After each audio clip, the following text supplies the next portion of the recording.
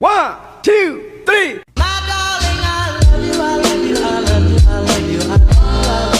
Halo, assalamualaikum warahmatullahi taala wabarakatuh. Kembali lagi dengan saya Sonia Mutiara Rahayu akan menjelaskan lebih detail lagi nilai-nilai Islam pada baju kurung Melayu Pontianak. Sebelum dimulainya, kita mengucapkan alhamdulillahirrabbilalamin wa bihi nasta'in ala umurud dunya waddin. Wassalatu wassalamu ala asrafil anbiya wal mursalin sayyidina Muhammadin wa ala alihi wa sahbihi ajmain. Amma ba'd. Baiklah, kita langsung saja mulai. Ngomong-ngomong, kalian tahu nggak mulainya dari mana dulu nih? Dari apa ya? Pasti penasaran kan? Ya udah, biar saya kasih tahu, yaitu kita awalnya dari nilai, yang mana sesuai dengan judul kita, yaitu nilai-nilai Islam pada baju kurung Melayu Pontianak. Nilai adalah esensi yang melekat pada sesuatu yang sangat berarti bagi kehidupan manusia, khususnya mengenai kebaikan dan tindak kelakuan baik suatu hal. Nilai juga sifat-sifat atau hal-hal yang penting atau berguna bagi kemanusiaan. Nilai juga sesuatu yang bersifat abstrak, ideal. Nilai bukan benda konkret, bukan fakta. Tidak lupa pula saya mengucapkan salam takzim saya kepada Bapak Wahab MAG selaku dosen pengampu Islam dan Budaya Borneo, sehingga saya dapat menyelesaikan mini riset saya. Baiklah, kita mulai saja sih, karena saya juga udah tahu bahwasanya kalian udah pasti penasaran kan tentang detailnya baju kurung itu kayak gimana, dari nilai hingga akhir baju kurung tersebut. Yuk buruan, jangan di skip. Persoalan benar dan salah yang menuntut pembuktian empirik, melainkan penghayatan yang dikehendaki disenangi atau tidak disenangi. Hingga nilai juga sebagai daya pendorong dalam hidup yang memberi makna dan pengabsahan pada tindakan seseorang. Nilai mempunyai dua segi, intelektual dan emosional. Kombinasi kedua dimensi tersebut menentukan sesuatu nilai beserta fungsinya dalam kehidupan. Bila dalam pemberian makna dan mengabsahkan terhadap suatu tindakan, unsur emosional yang kecil sekali, sementara unsur intelektualnya lebih dominan. Kombinasinya tersebut disebut norma atau prinsip. Norma atau prinsipnya itu seperti keimanan, keadilan, persaudaraan, dan sebagainya. Baru menjadi nilai-nilai apabila dilaksanakan dalam pola tingkah laku dan pola berpikir suatu kelompok. Jadi, norma bersifat universal dan absolut, sedangkan nilai-nilai khusus dan relatif bagi masing-masing kelompok. Baiklah, selesailah tentang pengertian nilai. Selanjutnya kita akan berpindah yang keduanya, yaitu pengertian Islam. Pengertian Islam. Islam secara bahasa ialah mempunyai beberapa arti.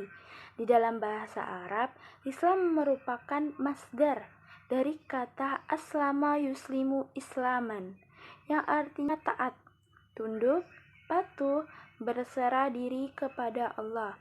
Sedangkan jika dilihat dari asal katanya, maka Islam berasal dari kata as-salmu, as-salma, istaslama, salim, dan salam.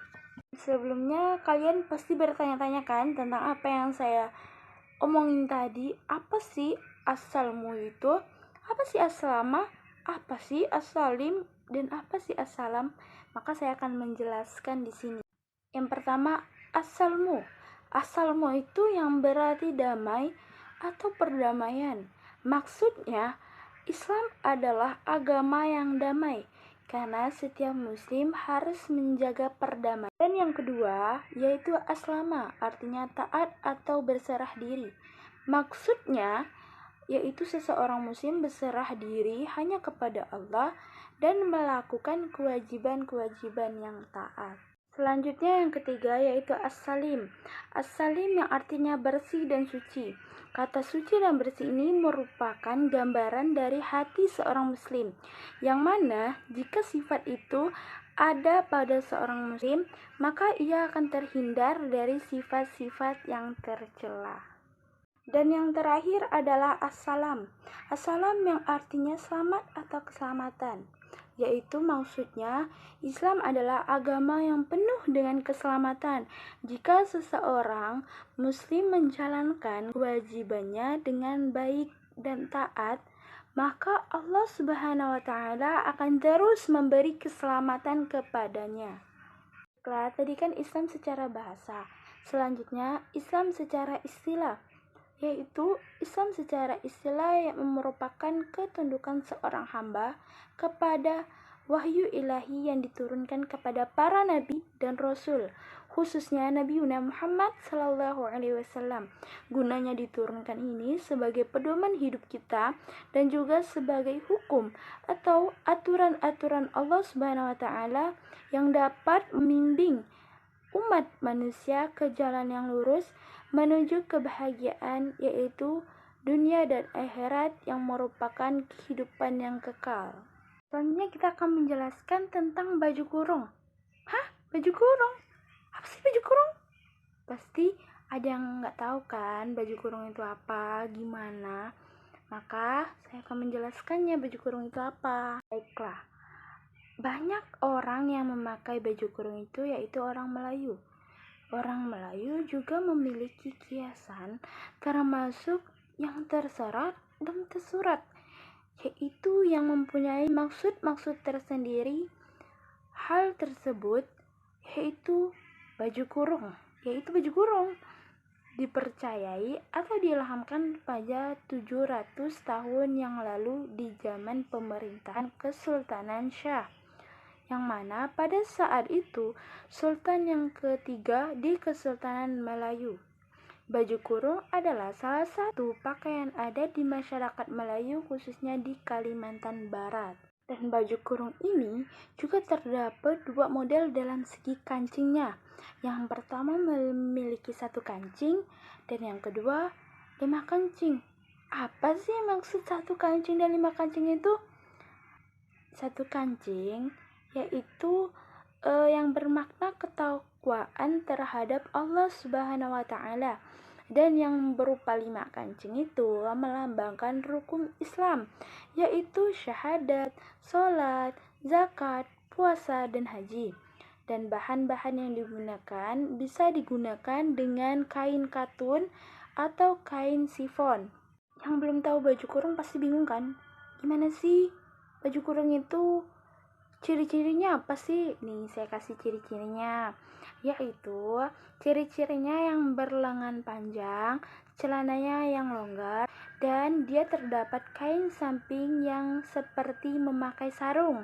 Dan penggunaan tersebut juga ada 2 caranya bagi laki-laki. Yang pertama, jika laki-laki yang sudah menikah, maka ia di bawah lutut. Dan jika laki-laki yang belum menikah, maka di atas lutut. Apa sih Kak dibedain di apa ya? Kayak dibedain lah gitu kan. Yang ini setengah, yang ini di atasnya. Itu untuk membedakan yang mana yang sudah menikah dan mana yang belum menikah. Berbeda dengan perempuan. Kalau perempuan gimana? Kalau perempuan mah santai aja, asalkan bentuk tubuhnya tidak kelihatan dan aurat-auratnya juga tidak nampak dan tidak terlalu ketat. Karena apa? Karena sesungguhnya kita perempuan banyak disebutkan dalam Al-Quran maupun hadis dan banyak diperbincangkan oleh para ulama untuk menutup aurat.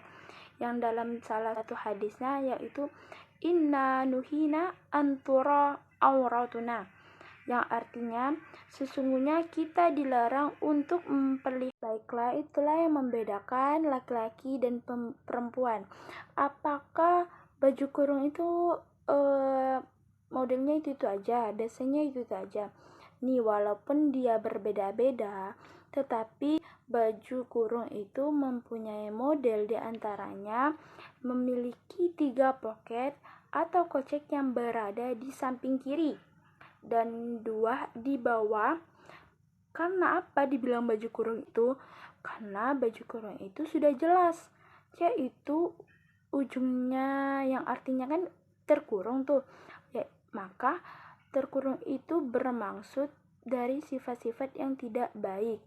Dan di dalam kearifan lokal tersebut terdapat kesejahteraan dan tidak memilih-milih, baik dia siapapun maupun dia derajatnya tinggi, hartanya banyak, maka tidaklah dipandang semuanya, maka semua orang itu dianggap sama. Baju kurung adalah salah satu pakaian adat di masyarakat Melayu, khususnya di Kalimantan Barat.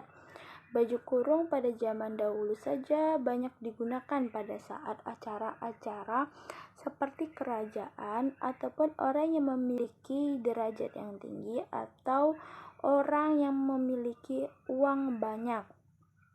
Akan tapi untuk mendapatkan orang sekarang memakai baju kurung itu sudah biasa, dan terdapat biasanya anak pergi mengaji aja biasanya memakai baju kurung. Dan keistimewaan baju kurung ini adalah pada saat bujang dan dara pada acara Pontianak. Keunikan baju kurung itu memiliki motif yang polos dan warna yang cerah-cerah. Dan lebih uniknya lagi, lebih senangnya kita melihatnya itu pada acara HUT Kota Pontianak pada tanggal 23 Oktober, yang mana banyak digunakan orang-orang untuk menjadi kebanggaan atau memperingati Hari Kota Pontianak. Tidak melihat tua muda ataupun anak kecil, semuanya ikut serta dalam pemakaian baju kurung untuk merayakan hari jadi Kota Pontianak. Baiklah, alhamdulillah segala puji Allah, kita bisa lebih mendalam tentang nilai-nilai baju kurung Melayu Pontianak ini yang telah saya bahaskan tadi. Yang pertama dari nilai, yang kedua dari Islam, yaitu Islam yang terbagi menjadi 2, yang mana Islam secara bahasa dan Islam secara istilah. Selanjutnya saya menjelaskan tadinya tentang baju kurung yang di dalamnya terdapat pemakaiannya, jenis-jenisnya, motifnya, dan cara pemakaiannya. Semoga bermanfaat bagi kalian dan dapat dipahami. Saya juga berterima kasih banyak kepada kalian sudah menonton dari video saya, dan saya berharap support dari kalian yaitu like, comment, subscribe, hingga saya bisa membuat konten-konten yang lebih bermanfaat lagi dan membantu mengembangkan, melestarikan apa yang ada di dalam Kota Pontianak. Terima kasih, semoga kita dapat berjumpa lagi dengan video-video selanjutnya yang membuat kalian menjadi lebih senang mendengarkannya. See you next time.